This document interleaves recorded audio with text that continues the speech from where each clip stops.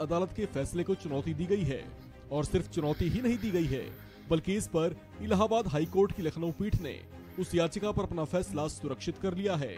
अब आगे अदालत में इस बात पर फैसला किया जाएगा कि ये याचिका सुनवाई योग्य है या नहीं। अगर इस याचिका को हाई कोर्ट की बेंच सुनवाई योग्य मान लेती है तो ऐसे में आडवाणी के लिए परेशानियां बढ़ सकती हैं।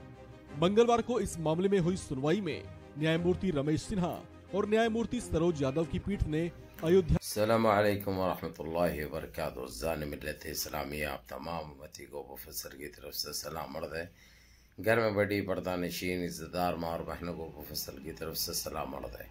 बहरहाल अल्लाह से उम्मीद है आप लोग खैरियत से होंगे, अल्लाह की हिफाजत में होंगे। इन मलूनों की मलामत से, इन फ़िरक़ा परस्तों की फ़िरक़ा परस्ती से, इन दरिंदों की दरिंदगी से, इन मावलिंचरों की मावलिंचरी से, इन बलात्कारियों की बलात्कारी से महफूज होंगे। अल्लाह आप लोगों को अपने हिफ्ज़ अमान में रखे, अल्लाह अपनी हिफाजत में रखे, अल्लाह हर आबा से, हर शर से आप लोगों को महफूज रखे। बहरहाल देश के हालात से भी आप लोग वाकिफ़ है और देश के बाहर के हालात से भी आप लोग बजा वाकिफ़ है, क्योंकि आपका भाई पल पल की खबरें सारी दुनिया की दे रहा है। पहले सिर्फ हमारे देश की खबरें सुनने को मिलती थी आपको, और यहाँ तक कि गोदी मीडिया जो इसकी जनपद का अंडा जिस तरीक़े से गंद मचाई थी, गंद फैलाई थी, चाहे जी न्यूज़ हो, चाहे आज तक हो, चाहे ABP न्यूज़ हो, अब ये तकरीबन सुधरते जा रही है, क्योंकि इनकी औकात इनको दिखाई जा रही है। इनके नल्ले पे पाँव रखा जा रहा है, इनकी दुम पे पाँव रखा जा रहा है। ये लोग कभी भी कुछ गलत फैलाते हैं तो आपका भाई बीच में आके इनकी दुम पे पाँव रखता है। बहरहाल के एक आप लोगों को खुशखबरी यही सुनाने की है, क्योंकि बाबरी मस्जिद से जुड़ी हुई है, जो आज इलाहाबाद हाई कोर्ट ने खुले तौर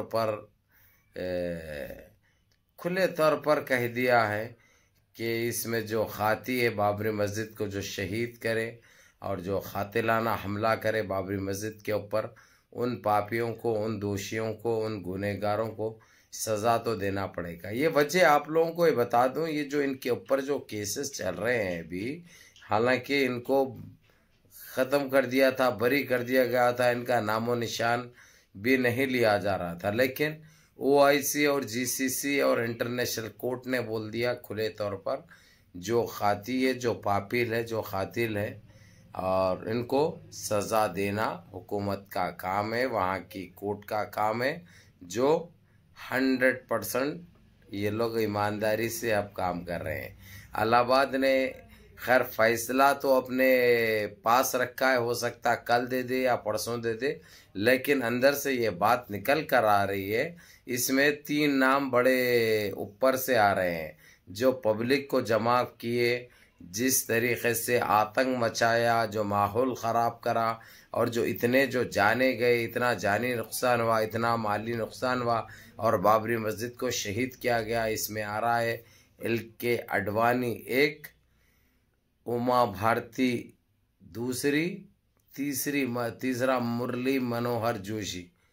अब वो खाक में मिल गया, उसके अस्थियाँ गटर में है, क्या है, इससे लेना देना हमको नहीं है। हमको जो चीज़ सामने आई है, जो पापी और आतंकी और जो मुजरिम साबित हुए हैं, वो आपको बताना बहुत ज़रूरी है। अब कौन जिंदा है, कौन चले गया, इससे भी हमको कोई लेना देना नहीं है। अब इनको मजबूरन काम आलमी सतह पे जाने की वजह से ईमानदारी से करना पड़ा, मगर ईमानदारी इनकी 1% है मेरी नज़र में, 99% वही बेईमानी है। अगरचे पूरी 100% ईमानदारी करते ये लोग तो तकरीबन 3922 ऐसे पापी, ऐसे आतंकी हैं जो सज़ा के लायक है, जिसको हर हाल में सज़ा मिलनी चाहिए। लेकिन यहाँ पे नाम 3 सामने आ रहे हैं, चौथा नाम अभी डिक्लेयर नहीं हुआ हो, लेकिन चौथे नाम पे भी गौर किया जा रहा। वो मैं एडवांस में अभी से नहीं बोलना चाह रहा हूँ, क्योंकि आप लोगों को बोलूँगा तो फिर आप लोग बड़े उतावले तो है आप लोग, तो मज़ा ख़त्म हो जाता।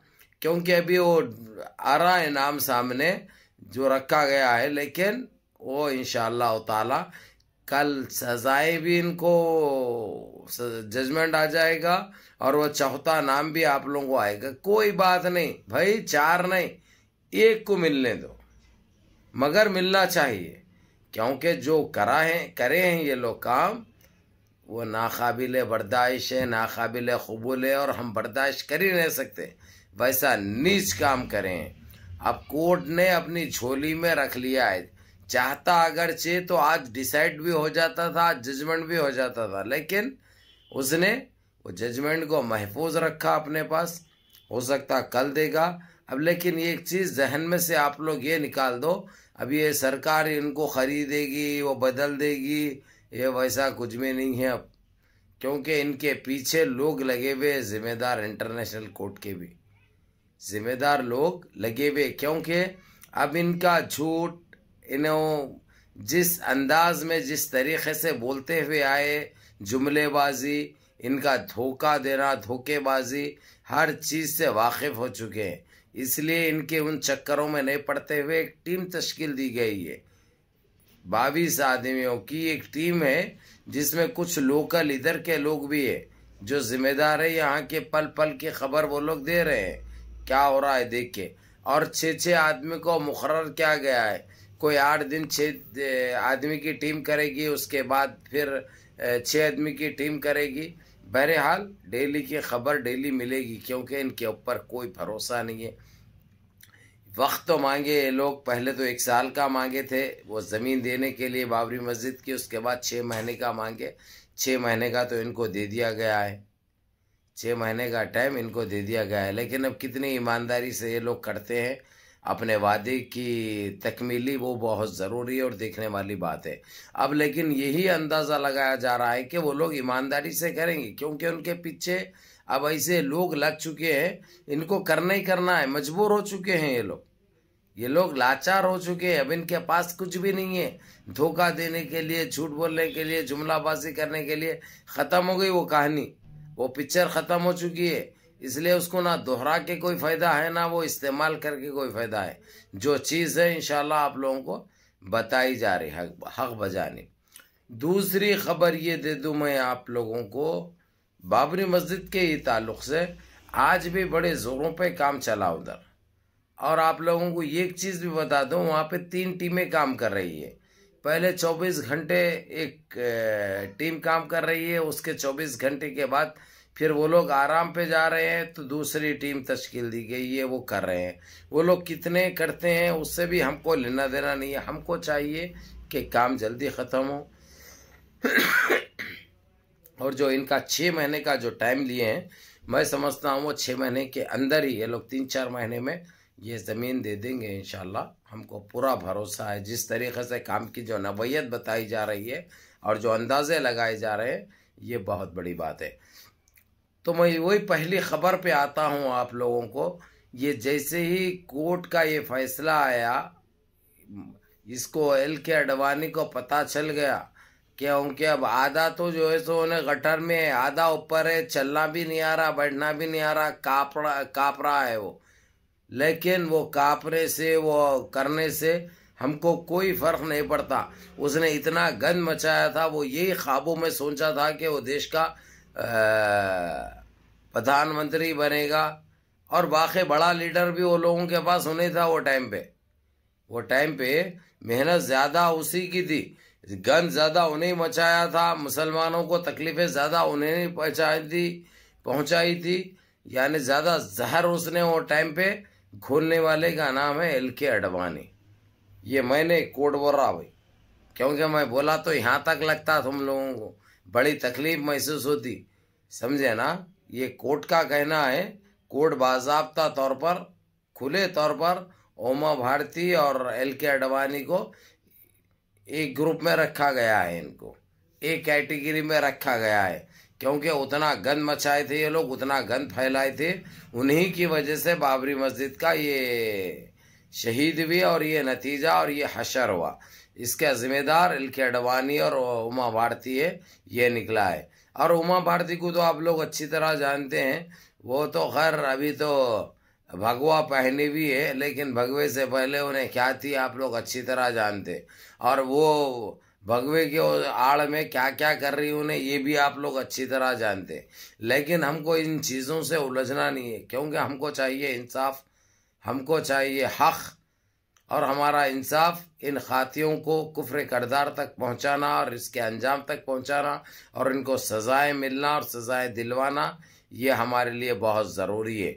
जो कि इलाहाबाद हाई कोर्ट भी हमारा देर से सही लेकिन दुरुस्त आए, देर से आए लेकिन दुरुस्त आए कर रहे हैं। इसलिए वजह मैं यही कहूँगा, अब आप लोग भी दुआएं कीजिए कि अल्लाह हमको अपनी हिफाजत में रखे और इन खातियों को, इन पापियों को इसके अंजाम तक पहुँचाए, इसके अंजाम तक पहुँचाए। या अल्लाह मेरे अजीज़ दोस्तों, मेरे भाइयों, बहरहाल ख्याल रखिए अपना और मुनज़्ज़म रहिए, मुत्तहिद रहिए, अपनी सफ़ में इत्तेहाद बरकरार रखिए, नमाज़ों की पाबंदी करिए, माँ बाप की खिदमत करिए, बड़ों के अहकाम पे अमल करिए, फजूल में वक्त ख़राब मत करो, वही नमाज़ों की पाबंदी करो, जितना हो सकता लोगों से मिलजुल के रहो और वैसे लोगों से दूरी इख्तियारी करो।